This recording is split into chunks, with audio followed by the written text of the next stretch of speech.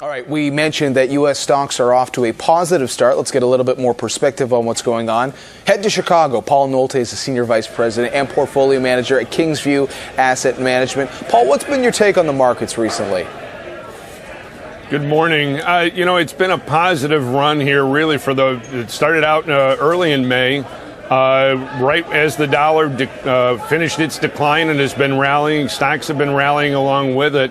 We've seen better economic data, so in general, we've had a positive tilt to the equity side.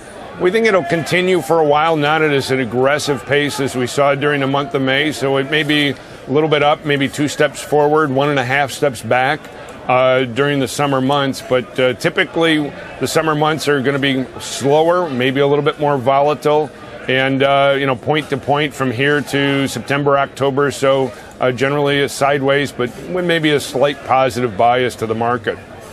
I want to show our viewers what's happening with the NASDAQ, because in early trading here, once again, it hit another record high. It seems like it's very difficult to slow down some of those high-flying technology stocks. What's your take?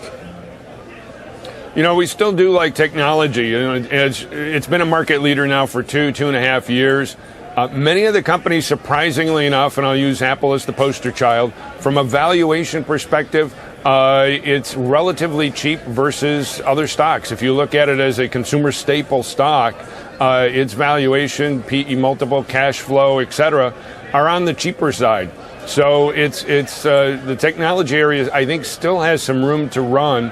We're certainly late in the economic cycle, and typically technology stocks tend to do well during that period of time. So, again, I think we're going to be okay in the technology area for months to come yet, maybe even through the end of the year here. So techs have been strong, and I've said this a few times over the last few months, but small cap stocks in the U.S. have been strong as well. We saw the Russell 2000, which measures some of the smaller companies with more of their business directly tied to what's happening in the U.S. as opposed to abroad, getting up to a record level. This morning, Paul, we got some data here in Canada around trade. It would imply that there are a lot of business leaders in Canada who are cautious with making fresh investment right now because of the NAFTA uncertainty. Has the Russell 2000, in your opinion, been a hedge for investors on trade uncertainty?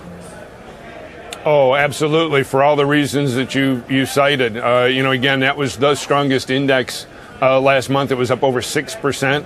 And then you take a look at anything that was international, that was down 2 to 4%. So there was a huge difference in mindset of the investor and where they put their money. It was very domestic focused, and really not international. You saw a lot of money moving out of international funds the same way. No doubt. Paul, thanks for breaking it down for us. Paul Nolte, Portfolio.